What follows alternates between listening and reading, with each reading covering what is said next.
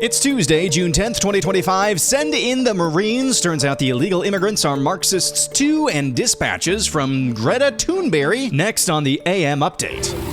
A crime has he committed? I think his primary crime is running for governor. I, in partnership with Governor Gavin Newsom, are suing President Trump. We don't agree with the term illegal. We're undocumented. We've been here for thousands of years. The vast majority of protesters and demonstrators are peaceful. They're passionate. This can be the first administration in the history of the nation to have total operational control of our southern border. If you see this video, we have been intercepted and kidnapped. 700 Marines have now been deployed to assist the National Guardsmen deployed to quell the riots in Los Angeles. President Trump says Gavin Newsom, California governor, has committed a crime. What crime has Governor Newsom committed? A crime has he committed? I think his primary crime is running for governor because he's done such a bad job. What he's done to that state is like what Biden did to this country.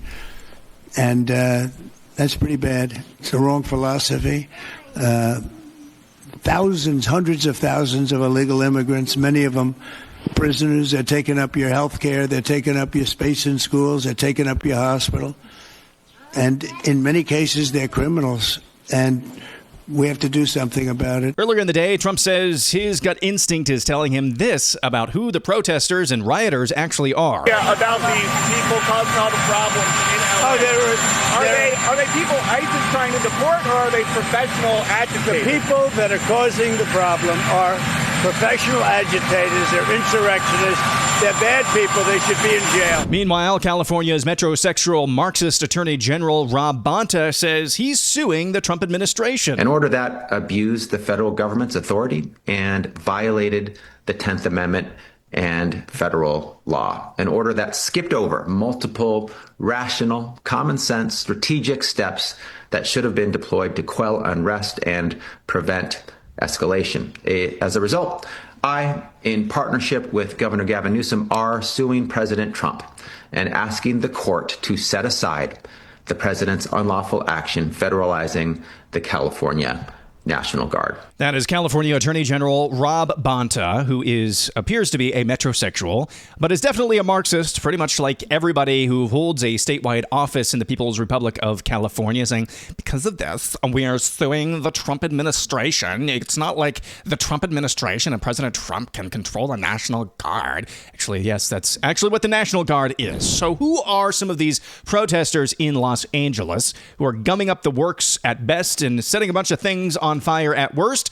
Well, independent journalist Willie Nelson caught up with one of them, and you'll never guess, turns out illegal aliens can be Marxists too. We don't agree with the term illegal. We're undocumented. We've been here for thousands of years. Thousands of years? Before you guys showed up, screwed up everything.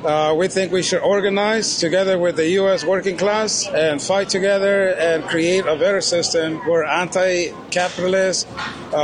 We think socialism does work, real socialism, not Venezuela, not Cuba, not any of that crap that they try to sell us as socialism. And we believe it would be a more humane system that will take care of most of all people's necessities. Is there a country we can look to kind of model the socialism idea? The only model would be Soviet Union the first 4 years. After that, it became a mess. Sadly, there was a bureaucrat leadership that grew out of that. But it has to do mainly with the attacks of the U.S. and all big powers against that system that was working. In the few years that it lasted, it showed the world that it could do much better than capitalism. I cannot believe that is real. That is independent journalist Willie Nelson interviewing somebody on the street, an illegal alien protester, who says, I kid you not, real socialism has not been tried except for the first 4 years of the Soviet Union. I have to believe that's actually an actor. So what are California's leaders saying? Here's Senator Alex Padilla. The vast majority of protesters and demonstrators are peaceful. They're passionate. When you come into a community like Los Angeles, the way that the Trump administration has, you need to expect to be countered with people who are passionate about defending fundamental rights, about standing up for due process. So if I said a car on fire, like some of those self-driving taxis that they have in Los Angeles, as long as I do it passionately, according to Senator Alex Padilla, that's A-OK. Here is Representative Maxine Waters. Well, I was surprised at the way that the police chief was describing all of this. There have been no violence where anybody that was protesting hit anybody, shot anybody, threatened anybody. Nothing has happened. Except for the police officer I saw get hit in the face with a brick, and the various federal vehicles I saw getting smashed to smithereens with other projectiles thrown from the crowd. Border Czar Tom Homan says this is proof positive the big, beautiful bill needs to pass Congress and fund ICE to the nth degree. We got to finish the job. This can be the first administration in the history of the nation to have total operational control of our southern border. What a meaningful thing for national security. No one's getting in this country without being apprehended and talked to. We need to know everybody coming to this country, everything coming to this country, where it's coming in, why it's coming in. So we can do that and finish the job we started on the border. As far as interior enforcement operations, right now, as you and I see here, we got over 600,000 illegal aliens with criminal convictions, public safety threats walking the street in this country. It is an emergency situation. We got hundreds upon hundreds of national security threats walking the street, many of them released by the last administration in this country, even though they're on the no-fly list and terror watch list. This isn't a state emergency. We've got TDA. We're taking them down. They got MS-13. We have a lot of work to do. We got to remove every public safety threat, national security threat from this country, and that's what makes this an emergency. We need the money to do that. ICE is making, a lot of arrests, more than Biden. Nowhere near what we need. Border Czar Tom Homan saying that's the reason why we need to pass the big, beautiful bill. The White House says another reason why it needs to be passed in the Congress and sent to the president's desk is that it's going to boost take-home pay for the typical family up to $13,000. Senator Cory Booker, an opponent, naturally, of the bill, says boosting take-home pay is a disaster. 5, in pointing out how Donald Trump's big, beautiful bill is ugly for Americans. By dismantling clean energy initiatives, this bill will cost America over 830,000 jobs and cost you and all Americans higher energy costs. Well, I think I'm going to discount his opinion based on the fact that he apparently recorded that video on a potato. Now, there are different times I produce hundreds of pieces of content, really, every quarter, if we're being honest, and not everyone is going to be a banger. But if you're a U.S. senator just doing one-off videos like this, get a better phone and microphone. Big news yesterday out of HHS. Secretary RFK Jr. has dismissed the entire CDC Vaccine Advisory Committee. He says a clean sweep is necessary to reestablish public confidence in vaccine science. He said in a statement, quote, "Today we are prioritizing the restoration of public trust above any specific pro or anti-vaccine agenda. The public must know that unbiased science evaluated through a transparent process and insulated from conflicts of interest guides the recommendation of our health agencies." As directed by President Trump's Restoring Gold Standard Science Executive Order, the new members of this panel will ensure that government scientific activities are informed by the most reliable, credible, and impartial scientific evidence available. This is undeniably positive news, as that agency that advises the CDC on vaccines has long been lost to conflicts of interest. One more story before the break. Here is Minnesota State Representative Holly Vang admitted on the floor of the House of Representatives in Minnesota that she might be here illegally. Because his mother had died. My father, as the one processing the paperwork, put my grandmother down as his mother. And so I am illegal in this country. My parents are illegal here in this country. Well, that's a bold move. The Minnesota House of Representatives, despite that allegedly illegal alien who's one of those members, in that House, they passed a measure that would ban funding for illegal immigrants' health care. It's amazing that that even needs to be said. After the break, an update from Greta Thunberg. She's going from global warming to supporting Hamas. Yet another Chinese caught smuggling contraband into the United States. And I went to a send-off ceremony for some troops that are about to be deployed to the Middle East. I'll have my observations. That's coming up next.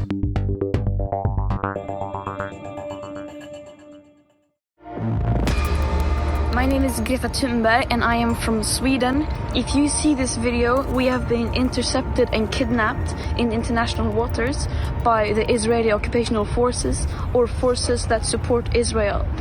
I urge all my friends, family and comrades to put pressure on the Swedish government to release me and the others as soon as possible.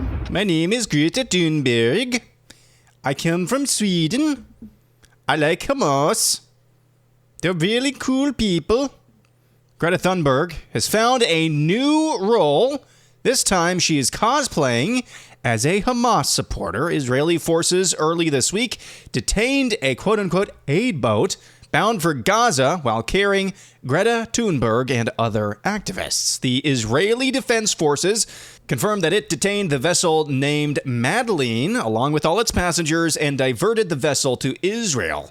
A video from the ministry posted on X shows an Israeli Navy officer engaging with the approaching selfie yacht, which is what the Israeli military dubbed it. A post from the ministry read, quote, using an international civilian communication system, the Israeli Navy has instructed the selfie yacht to change its course due to its approach toward a restricted area. The video shows a Navy officer telling them that the maritime of the Gaza coast is closed to traffic. The officer instructs the activists on board that they must deliver aid through established channels. They did detain Greta Thunberg, who I guess has moved on from warning about how this whole world is going to be a burning ball of fire. Now she is cosplaying as a terrorist. Interesting story arc there. Back at home, another Chinese scientist or researcher allegedly tried to smuggle biological materials into the U.S. from Wuhan and lied to the feds about the secretive scheme. Sheng Xuan Han was arrested Sunday after landing at the Detroit Metropolitan Airport on a flight from Shanghai. She was charged with smuggling goods into the U.S. and making false statements. Han is the third now Chinese scientist charged with attempting to smuggle illegal biological materials into Michigan in recent weeks. Of course, we told you last week about Young King Zhan, a 33-year-old, and her boyfriend Zun Young Lu, a 34-year-old, who were caught in recent times trying to smuggle a crop-killing fungus into the U.S. They were both aligned with the Chinese Communist Party. This most recent incident, though, involving this Han individual, border officers discovered Han sent 4 packages that contained biological material related to roundworms from China. The packages, which were sent in both 2024 and 2025, were addressed to individuals associated with the laboratory at the University of Michigan. Han lied to officers and said she didn't send packages to members of the Michigan lab, according to court documents. She also claimed the packages contained plastic cups rather than Petri dishes. When FBI and Homeland Security investigations grilled Han, she admitted to shipping the biological materials to the lab from her research as a PhD student at the College of Life Science and Technology at the Hezhong University of Science and Technology in Wuhan. It's according to court documents. You know, call me crazy, I'm starting to think the Chinese don't like us very much.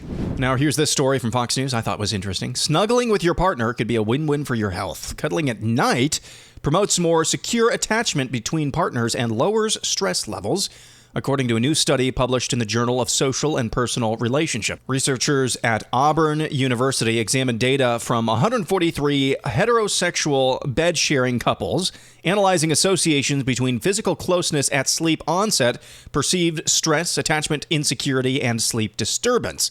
Factors including daytime sleepiness, income, age, relationship strength, and sleep diagnoses, and whether children or pets sleep in the bed were also considered. The results revealed that couples who assumed a physically closer position upon going to sleep were indirectly linked with lower couple insecure attachment when they have trouble connecting emotionally and lower stress. The researchers found no significant associations between physical closeness at sleep onset and the chances of sleep disturbance. Researchers concluded that physical closeness at sleep onset may be a promising and amenable avenue for improving relational and physiological well-being. To me, this is one of those studies where I'm wondering who approved the funding for this.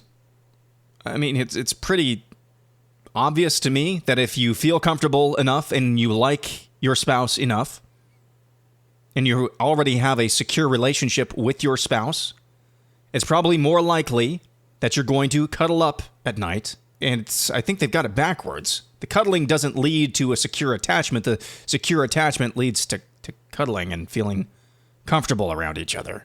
I know it's a morning podcast. If you're struggling to wake up right now and I'm talking about sleep, sorry. And now here's this. The U.S. Army successfully met its 2025 recruiting goal, signing contracts with more than 61,000 future soldiers a full 4 months before the end of the fiscal year. It marks a stunning turnaround for a service that failed to meet its recruiting goals in 2022 and 2023 and struggled in the years since to meet its annual targets. The U.S. Army said in a statement, quote, "The U.S. Army has successfully met its fiscal year 2025 recruiting goals for active duty, signing contracts with more than 61,000 future soldiers. This achievement represents a significant turning point for the Army and indicates a renewed sense of patriotism and purpose among America's youth." Secretary of Defense Pete Hegseth reacted to the news late last week. Is it the morale shift? What is happening? Lawrence, it's historic. Of course it's a morale shift. It shifts back to the day President Trump was elected and then inaugurated. The spirit inside our armed forces is incredible. And it's not just the Army. You showed the Army numbers 4 months ahead of time. It's also the Air Force. It's also the Navy. It's also the Marine Corps, Coast Guard, and as the president says, law enforcement. I mean, across the board, the spirit of our country, the willingness and desire to serve, because they see leadership that believes in the country, that's going to have their back, that says, we want you to be warriors. We're not doing this politically correct garbage anymore. We're doing war fighting. We're training. We're preparing. We're focused on back to basics. And the American people respond. The young people of America have responded, and they'll continue to respond. So the question is, do we have enough slots in basic training? And finally, air analysis, slightly acidic, mostly necessary. A couple of weeks ago, I went to the send-off ceremony for a few hundreds, part of 1,000 or more Iowa National Guardsmen who are set to be sent overseas, particularly to the Middle East. One of my longtime friends, childhood friends, one of those friends' first memories of life involved him. He is in the National Guard. Just had his first kid. She's less than 2 months old. And now her daddy is going to be gone for a year, an entire year. A couple of observations from that send-off ceremony. It was incredibly heartening. The send-off ceremony was very well attended. Hundreds of people, friends, family, going off to support and show support for their loved ones, their friends, who are going to be going to a foreign land. And I looked around and it's just salt of the earth people. Americans, real Americans right there. It's incredibly heartening. The same ceremony or a version of it took place, I think, in 3, 4, 5 different places around Iowa a couple of weeks ago. Hundreds of people paying their respects.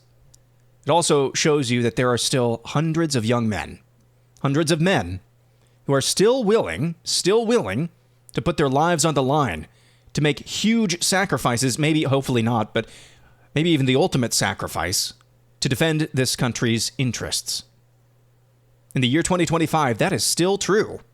There are a lot of people out there, good people, salt of the earth people, people from places like Iowa, who are ready to make those sacrifices. And I talked about my buddy, having a new baby at home. It's a huge sacrifice, not only for him not being around his family for a year, but also for his wife and little girl. I looked around and I saw the tearful goodbyes from loved ones to these servicemen in the Army. And I texted Bella and I said, "Aren't you glad I didn't join the military?"